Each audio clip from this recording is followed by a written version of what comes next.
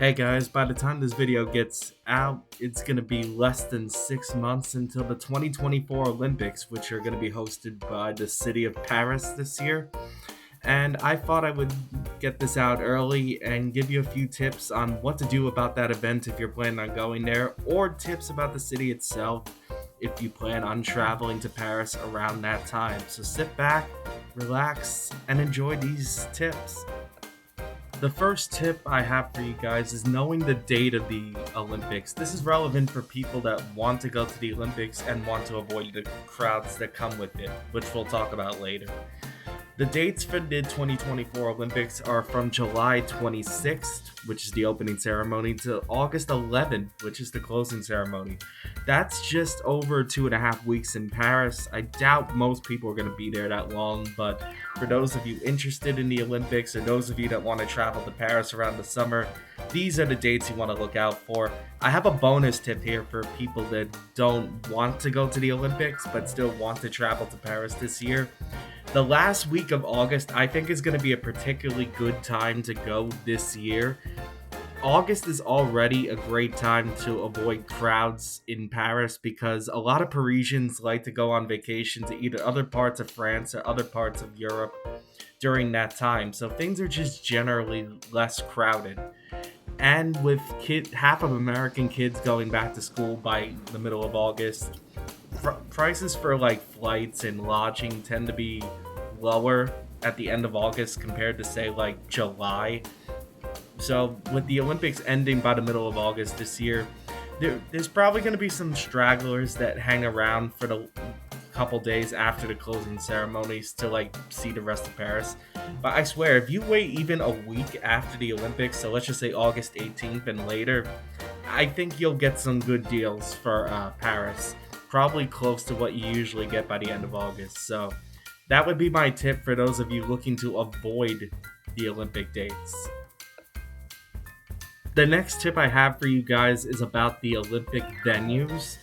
And most of the venues are supposedly right in the center of Paris. I don't think the vast majority of the events will be too difficult to get to. This is a lot to explain in one video, so I'm not going to. I'll highlight some basics here, or some things that stand out.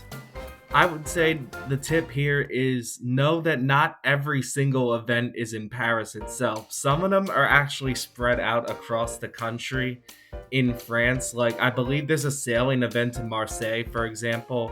There's a handball championship in the northern part of France. I forget the city name exactly. And a lot of football matches are going to be in cities scattered around France. I believe the weirdest one I saw was that a surfing event for the Olympics is actually in Tahiti, which is on like the other side of the world rather than in Paris.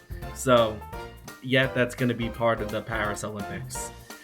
So that's like a weird tip I have for you guys. Just know that not every event in the Paris Olympics is actually going to be in Paris. The third tip I have for you guys is crowds. Just expect there to be a lot. France, as a country, already attracts arguably the most amount of tourists in the entire world. I believe they lead the world in number of tourists visiting every year. At its peak, this is before COVID, at its peak, I've seen it be around like 90 million. And I read something, the closest Olympic event I can compare this to is like London in 2012. That's the last time it was in Europe for the Summer Olympics. I believe the London Olympics attracted 20 million additional tourists, and most of those 90 million tourists go to Paris or at least fly into Paris. So imagine having a country that draws in 90 million people every year, and you just throw in 20 million more people on top of that. France can already be a very crowded city and a very popular city in its peak on a normal tourist day. Just expect things to be a little more crowded and a little more hectic going into the Summer Olympics this year. So if you're coming during the Olympic period, just have a little patience and have a little preparation for that. The next thing I want to talk about is ETIAS, which stands for European Travel Information and Authorization System. Now, going into 2024, or last year at least, there was a lot of discussion about Europe starting to implement this.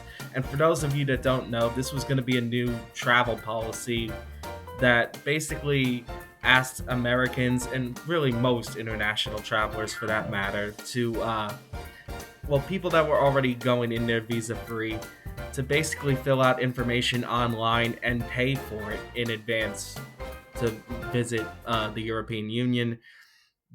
Recently, it has come out that the European Union is going to delay this until May of 2025. I believe this is not the first time that this has gotten pushed back. I don't think this should be a big shocker considering the type of event that is about to come to Paris. I think it's a big reason why it got pushed back.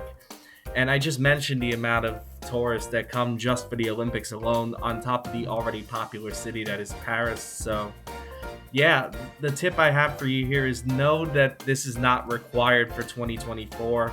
And for those of you interested in visiting Europe next year in general, not just Paris, you don't have to worry about this until next year. And maybe even then it'll get pushed back. Now, these last four tips I'm going to give you are tips about the city of Paris itself. I was lucky enough to visit Paris about 5 years ago, right before COVID. I was there for a limited period of time, but I can give you guys my impressions of the city and a few small things I noticed that I think will hold up today, and an update on one particular attraction that I think will be of interest to people going into 2024. I'm going to start with getting around, which is something I think you'll need for the Olympics as well. Knowing about the Paris Metro, when I was there, they still had the paper tickets going around when you bought them. I believe you could get like 10 of them at one time. Since then, I mean, this was 5 years ago, but since then, I believe Paris has done more to start phasing these out in favor of online mobile apps. So I can't speak on that entirely, how much it's been phased out since then. I haven't been there. But one thing I do want to tell you guys is that when I was there, at least, you need to be careful about how much they enforce this, because don't believe there's people actually standing there watching you all the time going in and out of the metro. So some people might try to get smart and be like, oh, that means I don't have to pay for a ticket, right? Well, wrong. Depends on where you are and what time of day, but sometimes the metro police will be waiting at the end of it, at the exit of a station, to ask to check your tickets. You know, they want to make sure that you're doing this appropriately, paying for the right thing, and they'll check your tickets. And if you can't present it, then you'll get a fine. I believe the fines these days depend on what you do exactly. Like if you pay for it immediately, I think it's like 50 euros. And then it varies based on how long you wait to pay, because you do have the option to pay later apparently. I never had to face this, but I did look it up, and I think it could stretch up to 180 euros if you wait more than 60 days to pay the ticket, and it's 50 euros if you pay for it immediately. But guys, these tickets are like less than 5 euros each typically. I forget the exact amount. It was different 5 years ago. But the point is, just pay for the damn ticket. It's not worth the risk while you're trying to enjoy a vacation, in my opinion. My second general tip about the city, I'm sure many of you are curious what's going on with Notre Dame. It's one of the more popular tourist attractions in the city of France, and I think it's one of the best man-made buildings of any kind anywhere. Never mind the fact it's one of the most famous churches in the world. For those of you that don't know, Notre Dame is not going to be ready by the time the Olympics will take place. That the Olympics are starting in late July. I believe the planned reopening date for Notre Dame is December of 2024. So that's at the end of the year. Unfortunately, you guys will not be able to enjoy it at its full capacity. I believe there's a prayer service going on, or ceremony of some sort, exactly 5 years to the day in April after the fire took place. I was actually there about 4 months after the fire originally happened, and I did walk by it, and it was a shame. I would have liked to have visited it for sure.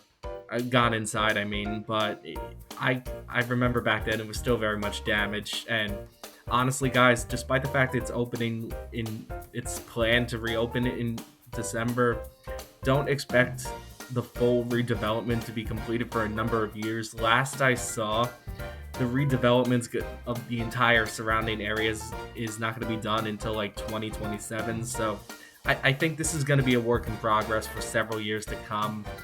The point being, don't expect that to be up and ready to go by the time the Olympics start. My next tip for you guys is about just meals in Paris in general. This is more directed towards any American audience I have, because like in America, I know you guys are used to like eating dinner somewhere and the servers being a little pushy about you guys getting out like as soon as you're done. It's not like that in Paris. Like honestly, it's not just a meal in Paris. It's an experience. It's like part of it's an entirely separate activity. It's not connected to like something else you're doing that night. The meal is the main activity for the night in Paris.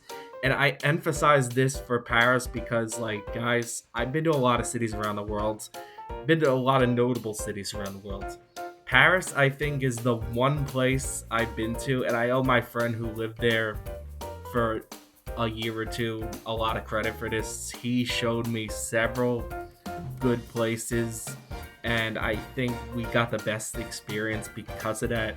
If this channel grows one day, I'll have to get him on to try to do like a separate episode just on the culinary and wine experience in Paris, because I think that deserves a deeper dive. But anyway, my point is that under the right circumstances, every meal is an experience in Paris. The food is amazing. Like, and I'm not even a foodie, guys. I'm not even a wine connoisseur or anything like that. But both of these are top notch in Paris. Like, you're really getting an experience of its own there. So don't overlook it. Plan around it, in my opinion. Dedicate a few hours each night. Like, spend the money on a nice dinner. I'm telling you guys, it is worth it. This last tip pertains to the Eiffel Tower. I'm not sure if this is going to be allowed during the time the Olympics take place, but when I was last in Paris, I saw a lot of people just hanging out right in that front lawn, right in front of the Eiffel Tower. And honestly, bring your own picnic basket, bring a 6-pack of beer, bring a bottle of wine, whatever you're into. Just sit down there and chill for a while. It's just a great place to people watch and hang out, in my opinion. It's something I wish I would have done with my friends. And one other thing about the Eiffel Tower, after it gets dark, it lights up, like it sparkles for a few minutes on the at the top of every hour. So you get a nice little show for, I think, about 5 minutes at the top of every hour until around, let's just say, midnight or so. I think that's the last time they do it, at the end of the night. So that's a cool little thing to see at night if you're around that area. I'll add one more thing as a bonus for tourist attractions around Paris. The Louvre Museum. I know, you guys, it's very popular. I'll just say I'm not a museum guy.